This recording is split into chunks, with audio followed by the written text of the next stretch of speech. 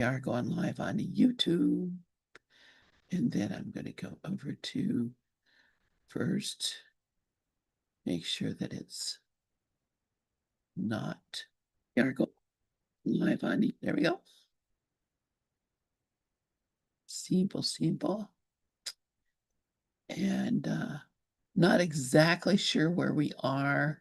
I do know we are in chapter 16, the forgiveness of illusions. And we're talking about the illusion and reality of love. And I'm not sure. Let me look over here on this other screen to Lynn, see. is Mickey okay? You 'Cause know, I know, she's been yeah. really sick. Oh, Yeah, yeah, yeah, all right. Thanks for telling me. Okay. yeah. No, she's been really ill. She hasn't been here for a few days because of, she got that whatever it is that seems to be going around. Yeah, I Um, had it. Yeah, it's horrible. It is yeah, what it is. Okay, that's all. weird, isn't it? What is it? I don't know, but it is what it is. You're right. So, we're looking at chapter 16, section 4. This is where I think we are. I don't even know. The illusion and the reality of love. And I think we did talk about looking at the special hate relationship, um, and understanding the meaning of love. What is the meaning of love? What we were just talking about when we were reading that Mickey Singer book, right? What is it? What is this love? Um, and of course, a lot of it is the special love relationship that we're all, uh, tend to get caught up in. Um, so I know we read that first paragraph for sure. Um, well, let's just start with paragraph 2. Who would like to read? And let me look for hands. If anybody would like to read paragraph 2 of text chapter 16, section 4. I'll read. Great, thank you.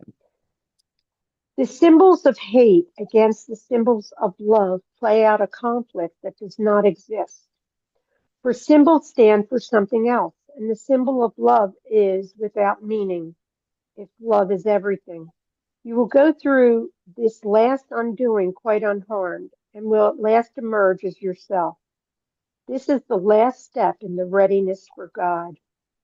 Be not unwilling now. You are too near, and you will cross the bridge in perfect safety, translated quietly from war to peace. For the illusion of love will never satisfy, but its reality, which awaits you on the other side, will give you everything. So this paragraph um, is says it all. It's not something I could even. It's all just love, and what he's promising us is that as we have our shifts in consciousness, we will go through it in a very. It won't be tough for us. It'll be very gentle. It's a gentle process. Now, I don't know about the last undoing, but he said we will be unharmed.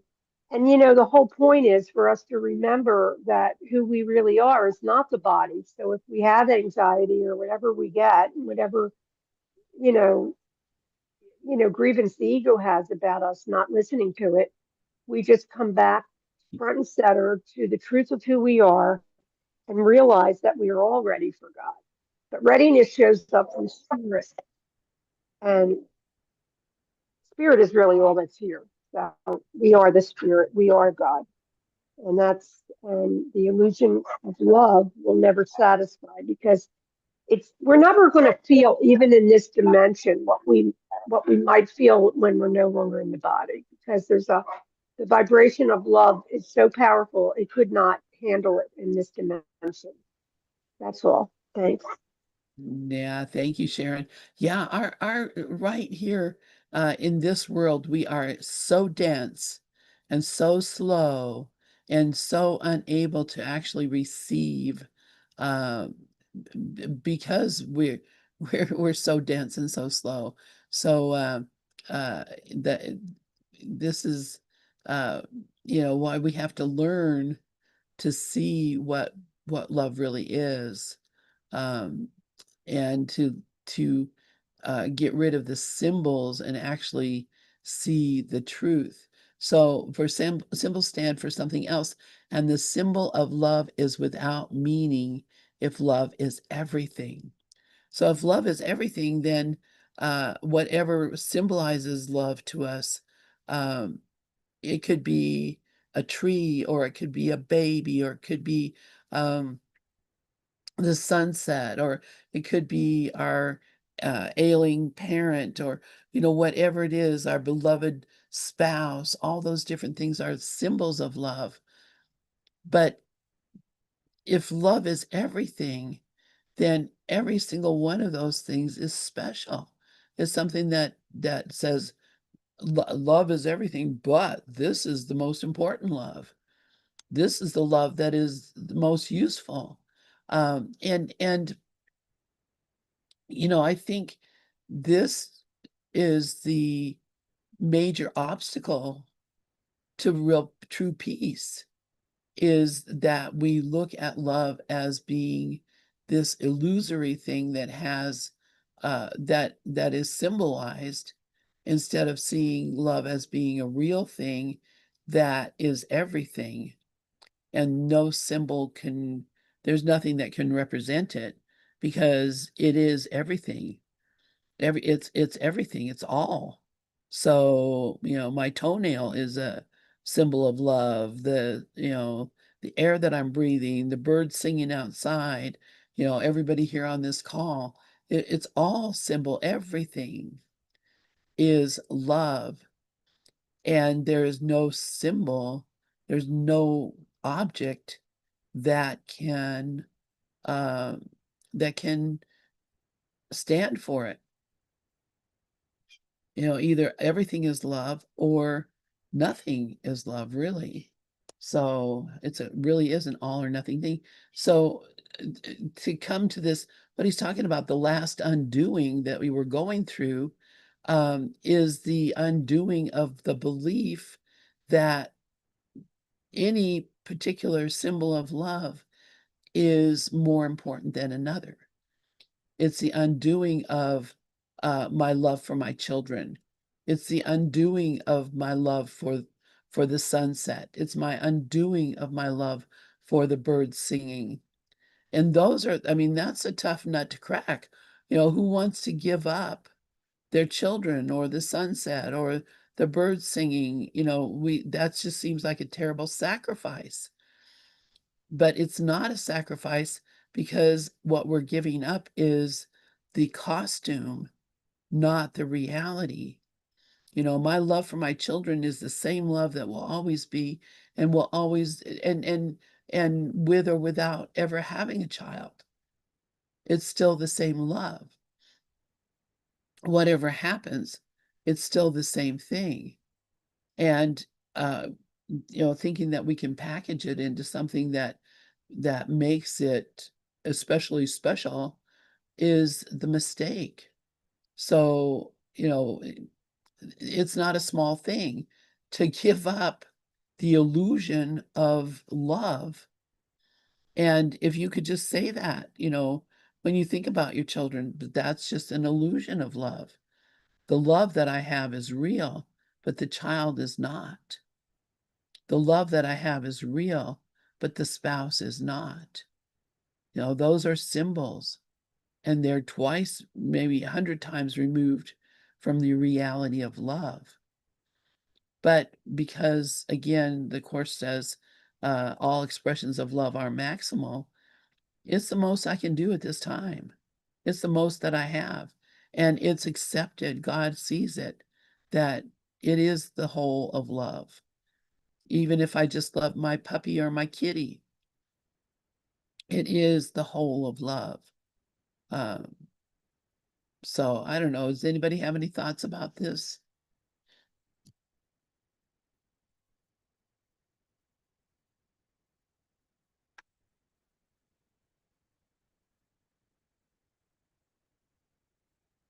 Okay, well, let's move on then. Again, the symbols of hate against the symbols of love play out a conflict that does not exist. because symbols stand for something else. And that something that the symbol is doesn't even exist.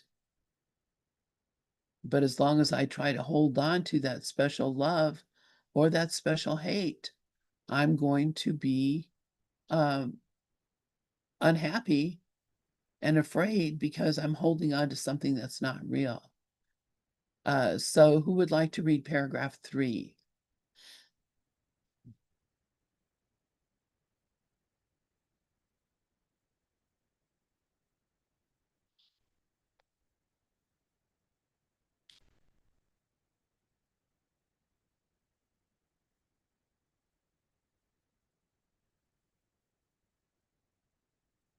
Okay, I guess I'm going to read Oh, paragraph I was 3. going to volunteer. I just had something in my mouth. It's Oh, okay. All right. Well, finish your breakfast. okay. Sexual love relationship is an attempt to limit the destructive effects of hate by finding a haven in a storm of guilt. Oh, I love that. It makes no attempt to rise above the storm into the sunlight. On the contrary, it emphasizes the guilt outside the haven by attempting to build barricades against it and keep within them. Hello. A special love relationship is not perceived as a value in itself, but as a place of safety from which hatred is split off and kept apart, like putting on a suit of armor.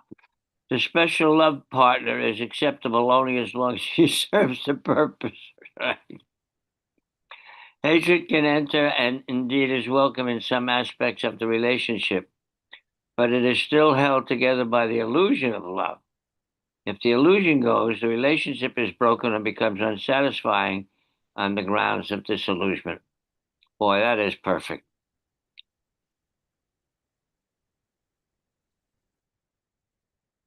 Yeah, that's pretty well describing what the special love and special hate relationship are. We're trying to find haven in a storm. Yeah. If you are the way I want you to be, then I love you. If you don't love me completely, then I'll kill you. I mean, Yeah, ain't got nothing at all what to do with love. Whoa.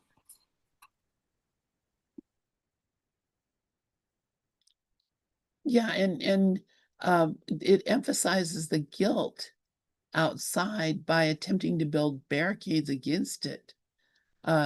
So, it doesn't take away the guilt. It just says, let me protect myself from it. Um, so, we get together as a family. I notice that with my family, I've always been, um, I talk about it sometimes, but some of my family, my birth family, is insane. I mean, there are people that are like completely uh, different than me. And of course, I consider them insane because of that. But, there are people that I do not want my children to be influenced by. There are people that, I lived with my life and saw the destructive thoughts and ideas and habits that they had. And my determination was, I'm getting out of here. I'm getting away from these people. And, my kids are not going to be influenced by them. And, my husband was the same way. His family is like totally insane also. And so when we got together, we're like, well, let's make a pact, basically. We don't mess with my family. We don't mess with your family. We see them on a holiday or something, but for the most part, we're not going to let these people influence our kids or our family. And, I think about it now, I feel kind of bad because, my kids did kind of grow up without connection to their cousins and aunts and uncles and that kind of thing. Uh, and, on one hand, I'm really grateful because man, if you ever experienced any family holidays at my family's home, um, that would it basically was just a you know a drunk fest, and that would a lot of times turn into anger and violence. So not anything I wanted to be there for anyway. But because of that, um, you know, we held ourselves apart. And like I said, sometimes I feel bad because, I wish my kids would have had cousins to grow up with that were, I mean, you hear people talk about, oh, my cousins, and we're the greatest friends and we have the greatest time. And, I think, yeah, I, that is not what I would have wanted. Um, but I banded together with another person to protect ourselves from this, and the reality of it is, um, I don't think it would have mattered at all. I mean, when times when we did get together, and I mean, there would be times when there would be some crazy violent thing going on, and our neighbors would be calling the cops. because because of this lunacy going on. I just did not want that at all, and obviously don't want it now either. Rafi, please go ahead. Yeah, what you described perfectly matches everything that we've been taught. One side is the rule of mutuality, which a lot of the masters have explained that if it ain't mutual, get the hell out of there. And the other side of that is the divine triggers showing me that I need to, if I'm reacting to it in any way, then there's something in me that needs to be adjusted or changed or fixed or healed. Um, Either way, I'm seeing the perfection in it. I've seen families where the craziness goes on as you've described it, and I've seen how other people react to it or don't react to it. And then I realize, oh, wow, either way, it's perfect. All I got to do is see the perfection and see what the heck I'm going to do. So going back to the basic laws, if it ain't mutual, get out of there. And if it ain't mutual and it triggers me, then I got stuff to work on. So it's working for me. Either way, it's working for me. Thank you. Yeah, thank you, Rafi. And you're lucky if you can get by without feeling guilty for having rejected those people. I do. I see them on Facebook. I'm still casual. Obviously, we talk to each other, and when someone's sick or dying, we do get together. And but even that, even a death in my family is like the uh cause for a lot of lunacy, uh because of all the regrets that everybody has for everything they did or didn't do their whole life. So basically, the only answer really is to let go of those thoughts and stop. I realize that my whole attitude is that of just total attack. um I'm even attacking them now, thinking about things that they've said and done that have been really really crazy. That's all I can say. It's just insanity. And you can't blame an insane. I mean, even in the law will say you're not guilty by reason of insanity. So why can't I? Well, why can't I? Um, so maybe let go of the illusion of these people being so broken and open myself to them. Um, and not that I haven't tried, and uh, that that's beside the point. I haven't actually forgiven enough to really try without being having some condition in my mind about if you will do this or not say that or not do this or whatever, that, we'll get along. All that is insanity. And this is what Jesus is talking about. I love uh I love my country, but at least 50% of them are insane people. So how can I love that insanity? Uh well, it's not real love.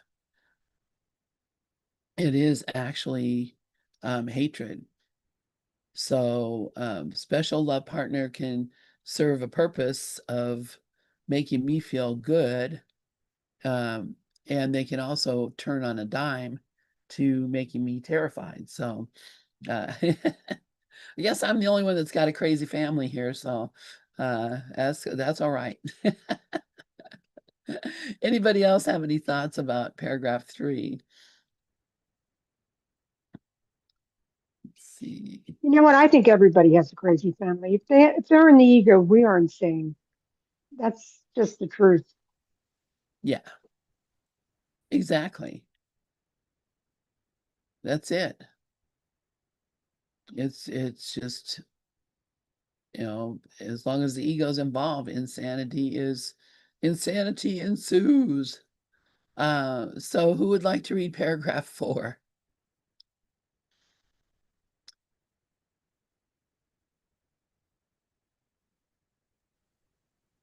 I'll read it. Thank you. Love is not an illusion. It is a fact. Where disillusionment is possible, there was not love but hate. For hate is an illusion, and what can change was never love. It is sure that those who select certain ones as partners in any aspect of living and use them for any purpose which they would not share with others are trying to live with guilt rather than die of it. This is the choice they see. And love to them is only an escape from death. They seek it desperately, but not in peace, in the peace in which it would gladly come quietly to them. And when they find the fear of death is still upon them, the love relationship loses the illusion that it is what it is not. When the barricades against it are broken, fear rushes in and hatred triumphs. So, this is basically God is a fact, and so is love. There's nothing else. Um, when I try to escape and just say, well, I'll never love anyone like I love my children, I'm actually in guilt because I'm making them special because there's only one this year. And, I think when he's talking about the fear of death, if we identify as the body and we love our special relationships more and special hate relationships more than the absorbing of who we really are, then hatred will come out. Because the ego is pure hate. Even when it's trying to be nice, it's pure hatred. Anybody else want to share? Yeah, Rafi has his hand up. Oh, okay. Thank you, Sharon. Go ahead, Tommy Rafi. Callie's here too, and Deb. The risk of being redundant, everything here is working toward our ultimate good. The script has been already written, but it's been already written so that every moment is specifically orchestrated for our benefit. So if there are people in our lives that engender hatred, that's working for us. You just have to find out what the heck is going on and fix it. Uh, it's and then we heard with Jesus, forgive them, Father, for they know not what they do. Well, forgive me, for I know not what they do, what I do. Uh, if I can see the perfection in it all, then I'm seeing it right. If I'm seeing it any other way but that, I'm seeing it from an ego point of view. Thank you. Thank you, Rafi. Yeah, thank you, Rafi. Thank you, Sharon. And yeah, it is. I mean, I'm looking now, thinking about, all these things. I'm thinking about my family of origin and my life and things that happened and all the insanity of it. And I can let that go. Everyone was just, they're just freaking crazy. That's all. They're just so living in so much fear. And, you know, I can let that go. McKaylee, hi, sweetie. Please go ahead. Hi, good morning, everyone. Thank you. This is a great discussion sharing. And I just wanted to say that, the workbook lesson today really goes in in line with this. And on holding no grievances in lesson 69 today, my grievances hide the light of the world in me. And as being the clouds, the world is kind of the clouds that are hiding that light. And so, especially in today's time, it's so important for all of us to really to be in tone with that frequency upon the planet and to have that peace be the vehicle to extend that through this, the clouds, through the clouds, extend that peace to other minds because minds are joined, and that's what's so needed at this time on the planet. And to each one of us, it's really, to me, it's so important. It's kind of like what was going through during the Vietnam War. We need to extend that peace and be that peace to our brother, our family. There's so much fear, and I'm picking up on that fear, that tone. So I'm just keeping extending the being the vehicle for that peace. Thank you so much. Yeah, thank you, McKelly. And yeah, that's it. I love today's lesson, yesterday's and today's. Love holds no grievances. My grievances hide the light of the world in me. Um, that is that's what we have to do is just stop, drop the grievance. Stop and drop the grievance and recognize that everyone is here is trying as hard as they can to do the best thing they know how. And, just because I don't agree with what they're doing, or I think that's not the best way, it really makes no difference. And I'm thinking about um, the book that we're reading in uh, another group. It's the embodiments of love. Let's see, is that here? Anyway, we were just talking about that last night. The world is neutral. The world is neutral. The world and everything in the world is neutral. The body is neutral. Jesus is very clear about that in A Course in Miracles. So whatever I am giving meaning to, those are the meanings that I'm having. We're back to lesson 1 and lesson 2. Nothing I see here means anything, and if it does, I'm the one who gave all the meaning to it. So the light of the world that's in me has to come out, has to shine out. Because if um, I love this, no one can look upon what your grievances conceal, because your grievances are hiding the light of the world in you. Everyone stands in darkness, and you beside him. But as the veil of your grievances is lifted, you are released with him. Share your salvation now with him who stands beside you when you were in hell. All right, that's it. Who's standing beside me here in hell? And now I need to share my salvation with them and not keep them in hell. He is your brother in the light of the world that saves you. So yeah, I got to let my brother off the hook. I got to let my family off the hook. I got to let these people be what they are without holding the grievance. And of course, we got the whole, envision the clouds and all that business in this lesson, which is a beautiful thing to practice. Um, but the bottom line is, uh, am I holding a grievance? Is what I'm doing here um, holding a grievance? And if that is what's happening, then Um, I don't want to see your light. I don't want to see my light. I don't want to share our light. So yeah, uh, it's all an illusion because it's the world itself is neutral. It has no meaning. The only meaning it has is the meaning I give to it. Very simple. Um, so anybody else have any thoughts about this?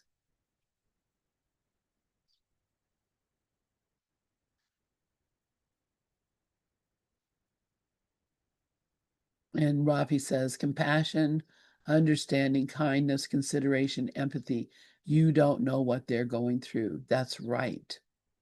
As Philo or Plato or whoever said, be kind. Everyone you meet is fighting a hard battle.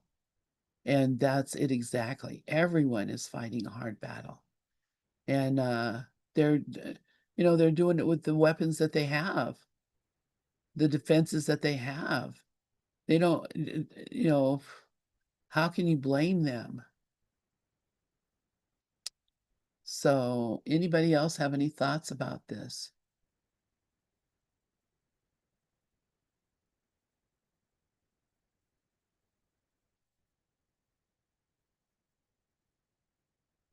All right. Let's see, did we read paragraph 4? Is that the one we just read? Why does it seem so unfamiliar to me? All right. Maybe I read it. If I didn't, I'm going to read it now. Love is not an illusion, it is a fact. Where illusionment is possible, there was not love but hate. For hate is an illusion, and what can change was never love.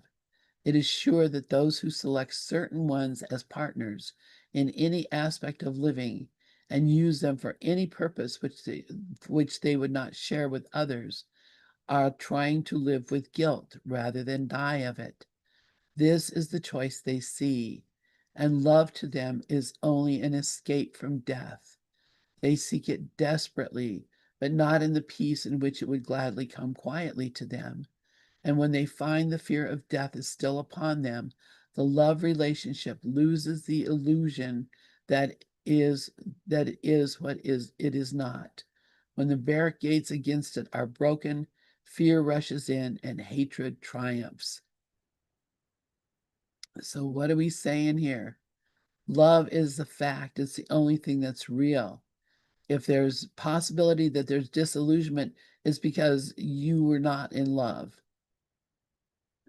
That we see that all the time. You know, people get married and wow, we just love each other. We're just, uh, never want to be apart. Next year, whatever, one or the other of them is having an affair with another person, falling in love with some other person at work. All these things happen. Why? Because love can't be exclusive, for one thing. The idea that love can be exclusive to one person and one person is completely impossible without guilt and without feeling or believing that you are doing something wrong. So because everybody knows in reality that we are here to love one another, not just one. We're here to love everyone. And so everyone is our brother. The special love can only bring about guilt, can only bring about fear. But we run to that special love because what he's saying, because we fear death. And we think that if I'm in a love relationship with someone uh, who shares that same love relationship with me, then I will escape from death. And what does that mean? Escape from death? Does that mean I really honestly think I won't die? it means that I think if I don't have this love, I will die. Have you ever heard that? If I can't be with them, I'd rather die. If I don't have their love, I want to die. He doesn't love me anymore and I want to die. My sister thought that her husband was in love with another woman and she committed suicide. She wanted to die because of this love that she thought she was missing. This is the big excuse, the big story. It's the big dream, this idea of love. And so, what is love? Sharon, yes, please go ahead. Well, I'm looking at the sentence that says, and when they find the fear of death is still upon them, the love relationship loses the illusion that it is what it is not. So the fear of death to me is believing on the person, because that's what dies. The person does die, but the person is just a bundle of thoughts, and it's not at all what we think. So to me, it's like, you know, anytime we're in the ego, we are in death. We're not really living. We're not really functioning in the highest, you know, consciousness. We are just in the lower ego and kind of just moseying along, just looking at our thoughts all day, not really talking to anybody, just ourselves. And so when the barricades against it are broken, fear rushes in and hatred triumphs. So I just feel like if, as long as I identify with the body, ego is death, because we make it seems like we're living, and to the world we are, but you don't really live until you're in, you know, well, I shouldn't say that because I guess everybody's living here or they think they are, but life really comes alive when you start to wake up. There's just an aliveness to it. That's all. Thanks. Yeah, and that's probably pretty true. And, so what do you think people who are not waking up or thinking about that, what do you think they're experiencing right now? A lot Oh, of more fear. fear. Yeah, more fear. Yeah. Um, every pain, everything that bothers them, every call that comes through that they don't like, every bit of money worries, all of it. It's all we fell into a world like that is supposed to actually look like this now. It's an attack on God. It's an attack on the very being of who we are.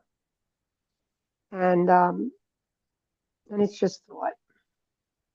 Yeah, So that is very true. And not only did we fall into it, but we're doing everything we can to make it remain that way because this thought of change is so terrifying.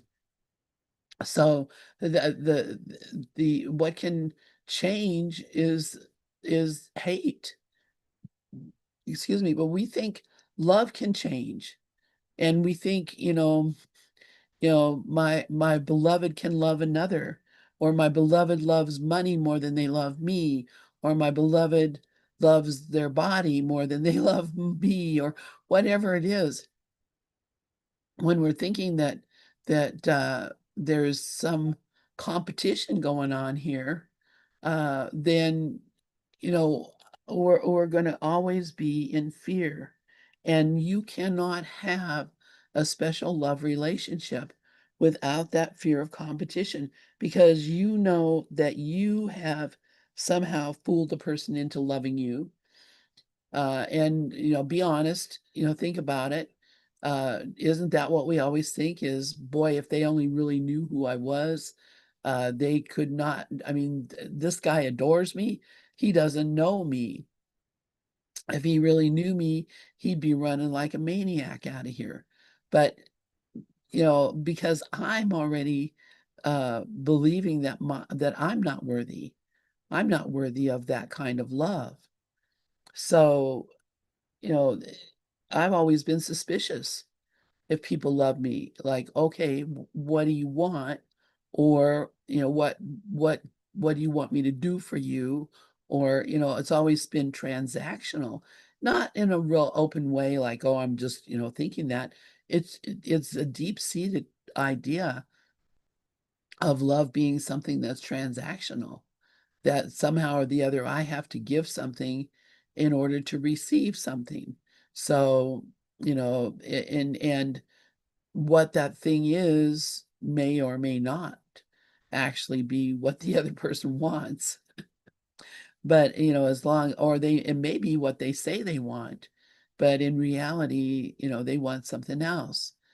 So anytime that there's any sort of a transaction involved in a love relationship, you can better believe it's going to change. That relationship is going to change, it's going to sour, and you're going to lose it. And, you know, we see it, you know, people kill each other over these things. You know, I mean, murder comes because of this idea that you're not holding up your end of the bargain here. So this illusion of love is so pervasive in this world. And I see Rafi has his hand up. Yeah, please go ahead, Rafi. Yeah, what came up is this when a lot of people are in relationships like that, they say, I need you. I need you. I need you. And what they're saying is, I need you to be happy, which is impossible because happiness is what we are. But that need is just another synonym for lack or want or desire. And as the Buddha clearly described it, that is the seat, that is the center of all unhappiness. That is the center of all suffering. And fortunately, we have programs like this, releasing Sedona Method and Ho'oponopono and all the others, where we can just get a hold of that needy feeling, that wanting feeling, that lacking feeling, and realize, wait a minute, that's just a feeling. It's got nothing to do with any reality. It's just energy that came up to leave. I welcome it up and let it go. And then there's insight, and then there's clarity, and then there's peace. Uh, and the simpler I keep it, the more powerful it becomes. Yeah, thank you, Rafi. And that's it's crazy, but um you know that if that's the only way we know how to love, then we're going to be really confused when it doesn't work out that way. Um, so it really is learning what love really is. And you know, Jesus in the Course, he says, I can't tell you what love is because that's something that can't be explained. You know, the ego mind can't really know what love is. You know, we have an approximation of love. You know, Jesus tells us forgiveness is the earthly form of love. And really, yeah, if you can practice that, that's about as close as you're going to get to what true love is. But true love is something the ego can never understand or relate to. So, you know, coming to an understanding of uh, what's not love is fear. And what's not love is death. What's not love is attack. Then it makes it a lot easier if you're honest to look at yourself and say, you know, where am I in fear? Where am I wishing someone dead or wishing myself to be dead? Or um, you know, where is the attack? Where am I attacking? And that's, you know, I think one of the reasons I fell in love with that nonviolent communication was because I did not know, consciously know, until I started studying that, how much I was attacking, just thinking I was just having a normal conversation with people. How much how many of my thoughts and actions were attack thoughts and attack actions, not because I wanted to really hurt somebody, but you know, I was right and they were wrong. I knew and they didn't. the whole idea that somehow or the other I have something that they don't have, that's what, put me in a place of I went through just feeling horribly guilty. I would think back on conversations and think about, how I said things or what I said, um, what I implied, what I was thinking. I would just think back on those things and just be horrified, to the point of just, you know, wishing I could just, kill myself because I couldn't believe I could be that awful to people.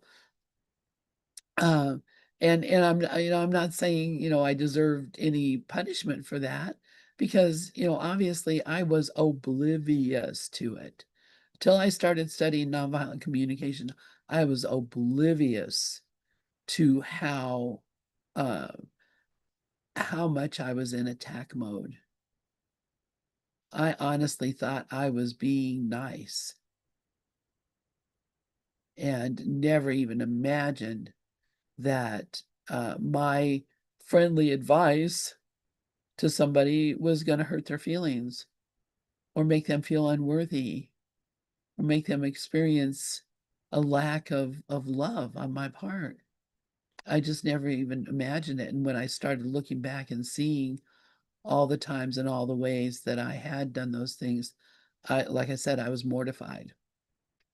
And I swore that I would not be that way. Of course, I still am that way. And a lot of times I really have to check myself. A lot of times I really have to check myself because those judgments come oozing up out of nowhere. And I think I'm right. That I haven't I'm not any different than I was before. But now I notice when those attack thoughts are coming up and I can stop before I go into actual attack mode, which is, I mean, that's a big plus for me, honestly. I still feel guilty for having the thoughts. So, that I still have a lot of work to do, I guess, I guess I do. Anybody else have any thoughts about this?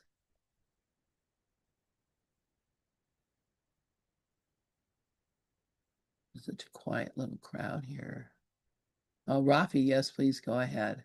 You used the magic word 2 or 3 times or more. And every time you did it, it jumped out and hit me in the head. And that is, I thought of this, I think of that, I'm thinking of that, and I'm thinking of, and I thought of that. And thinking is thinking. The whole point is to not identify with the thoughts because they're not what we are. They're coming from, yes, it is my mind, but it's not going to run me. I'm going to run it. And so I wanted to thank you very much about that reminder. I got to be more witnessing, more monitoring the thoughts instead of getting caught up in them. Because the more I monitor them, the more they just drift away and have no effect on me whatsoever. So thanks a lot for that. That was good. Thank you, Rafi. Yeah, paying attention. I always used to say I can't afford to pay attention. But that's really all it is. Yeah, McKaylee, please go ahead. Oh, I just wanted to say thank you, Lynn. You've had some really tough classrooms, and I mean, just your honesty right now is so beautiful. And I just love how you brought up that you're the observer, the witness to this. So thank you. Yeah, thank you, McKaylee. Yeah. Well, it isn't something that came natural, that's for sure. Uh, I wish it would be easier, but you just have to be vigilant. When Jesus says be vigilant only for God and his kingdom, that's really what he's talking about. Pay attention. I'm God's kingdom. If God's kingdom is judging a political figure or a family member, or that is not worthy of the kingdom of God. So being vigilant and to guard myself, protect my, how many times, it's interesting, that Jesus talks about certain things that if we do them, they are protective, the protective measure. And when you think about that, what is the protection? What are we protecting or protecting from? And I'm just going to look it up because the first time I saw that, I'm going to put if in case. I know it's going to bring up every protect up there. Um, yeah, we're from the very beginning, we're talking about protective devices. The miracles, by atoning for lack, they establish perfect protection. What are they protecting us from? Um, the law itself, if properly understood, offers only protection. True denial is a powerful protective device. The miracle turns the defense of atonement to your real protection. And as you become more and more secure, you assume your natural talent of protecting others, knowing yourself as both a brother and a son. These are like just in the first couple chapters, um, that he's talking about that the miracle is a protective measure, that paying attention to our thinking protects us. Um, the altar has been defiled and needs to be protected. Um, how many times? 206 times he talks about protection. And for the most part, they're all about how to, however, as long as time persists, healing is needed as a means of protection. What are we being protected from? What are we protecting? We're protecting the truth. This is the best defense is not to attack another's position, but rather to protect the truth. What we're looking for is a way to protect our wholeness, protect our integrity, protect our thought system, protect our innocence, protect what we are. And, of course, the ego tries to protect itself as well. But protection is the reason that I have to be vigilant only for God and his kingdom, to protect myself from my own harmful thoughts. Such a trip here. We're getting to the bottom of the hour. I'm going to go ahead and close this out. Anybody else have any thoughts about this? Yeah, if I may. Um, in regard to protection, the only way the ego knows how to protect itself is through fear. And there are 9 questions that we use in releasing. And question number 8 is, could I let go of protecting myself with fear? Because it's a joke, it's an illusion. What you fear will appear. If you're afraid of something, you're going to draw it in on you. And so it perpetuates the suffering. And it's we gotta be real careful to make sure that that doesn't happen, because uh, ego has no other way of trying to protect itself, and what it's using to protect itself is definitely what's going to happen. And it's such a self-destructive procedure. It's amazing, and I just sharing it with you is sharing it with me, obviously. Yeah, thank you, Rafi. Thank you so much. Absolutely. And yeah, when we share with ourselves, we share with each other, we share with ourselves. So thank you for being my teacher. Thank you for being my friend. And I'm just so grateful for you and everyone here.